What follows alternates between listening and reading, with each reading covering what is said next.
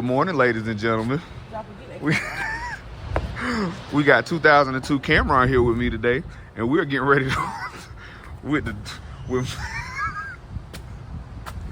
look. Hold on, fit check. Ooh, my baby dripping. Y'all see? Y'all see it? Shoes from Joppa. Pants from a boutique from 20 years ago. Shirt from Roses. Can y'all tell Joppa got me together? Anyways, we getting ready to do the axle that I was telling you about on the van, front left axle. It started, I could tell it was binding up yesterday while we were driving, and it was doing the intermittent violent shaking and whatnot. So I'm getting ready to get started on that. We're at the shop on base down here at Fort Benning.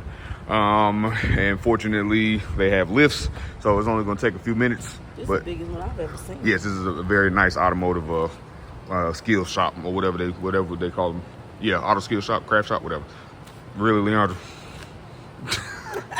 Anyways, so I'm getting ready to throw this thing up on the lift, and you give me a few minutes and you'll see me doing all the work, because Leondra won't do no work. She just want to sit and twerk so bad. I am going to do some work. Yeah, all right. I feel like La Cienega Boulevard is. do the Proud Family. Job was taking the axle nut off, which I didn't realize, honestly, for my females and some of the men that are like me that don't really know what's going on. So when you're changing the tire, you're taking off the lug nuts, but when you have to change the axle, you take off this piece right here in the middle. This piece right here. So yeah, I just realized when he was taking it off, I was like, oh, I never even realized that little thing was there. But anyway,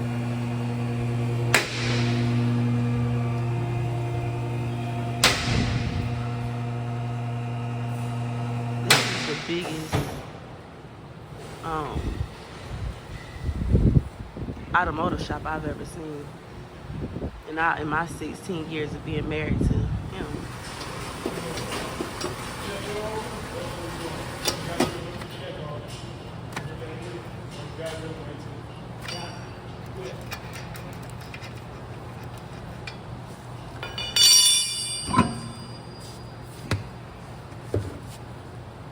End up blowing up some more, I'm sure.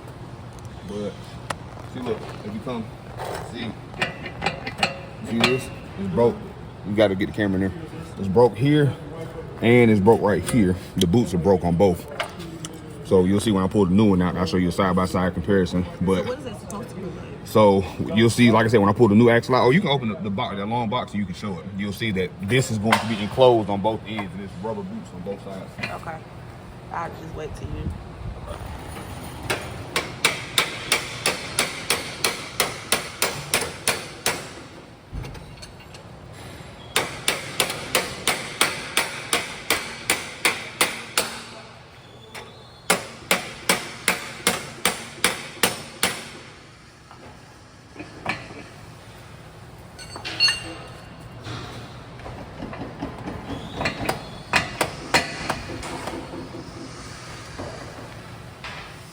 See, the axle.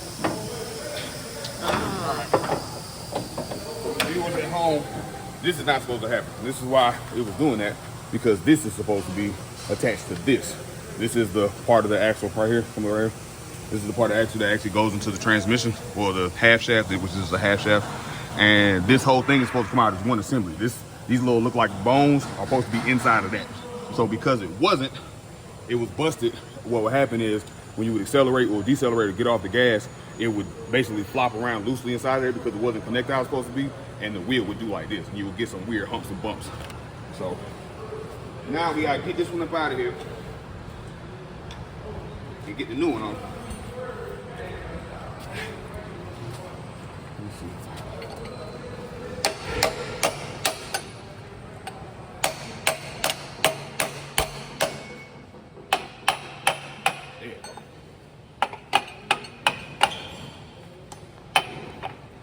This is what a complete axle is supposed to look like.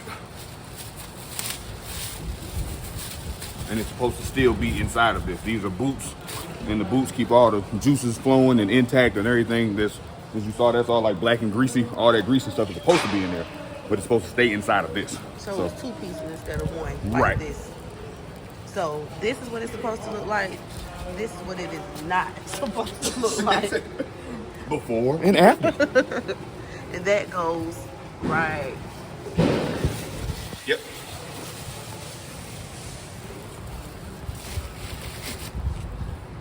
So fortunately, all the stuff was relatively. I'm behind you. All right. Oh, see, I didn't even have to take the witch collar out the ball joint.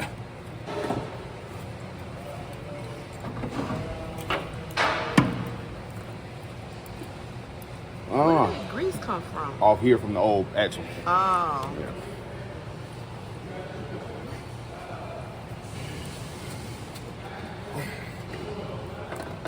You want me to hold something?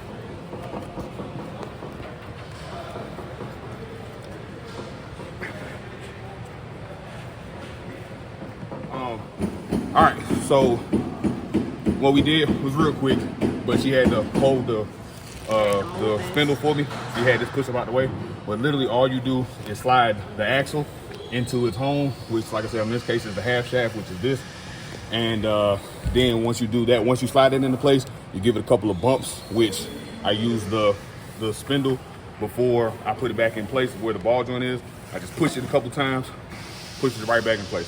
So now, literally, it's a matter of just bolting it up, bolting everything back up. And to take it apart, it's technically only 2 bolts.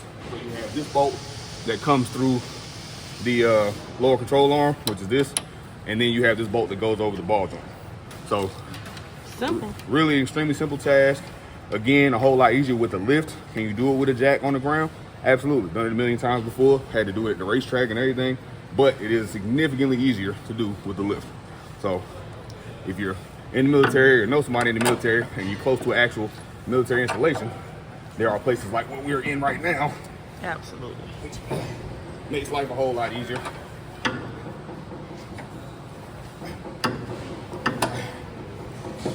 Get in there. So you want to fight as soon as the camera get off.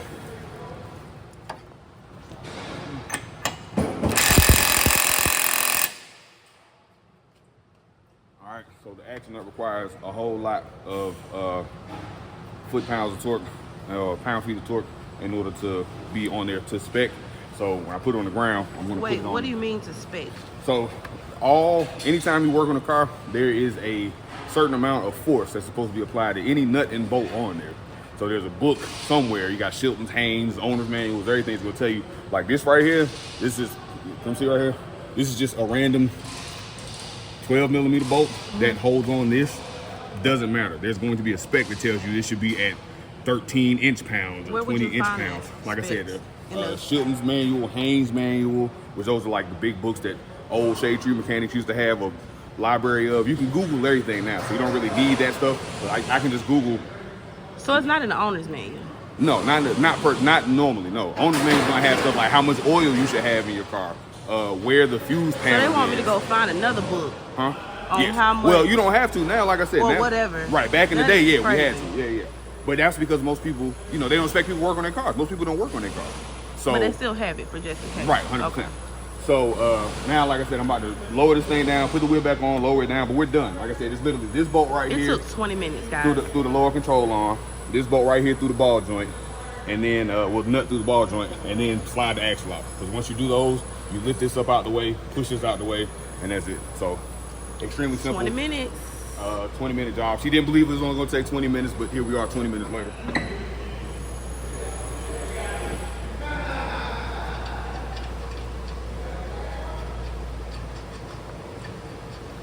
So the beauty of this being a steel wheel versus an alloy wheel, this opening right here, I can easily get to the axle nut to tighten it again when I get on the ground. You never want to, stuff like that, you never want to tighten in the air. Axle nuts, lug nuts, all that kind of stuff, because you need the force of the vehicle to actually be on it. So it's how it's going to be versus how it is sitting freely in the air. So because it's in park, yes, technically I can tighten these lug nuts. Well, if it, I didn't even stop spinning, so I couldn't tighten these lug nuts other than with a gun, but I'm not going to anyway. So now we're gonna bring it down and finish it on up.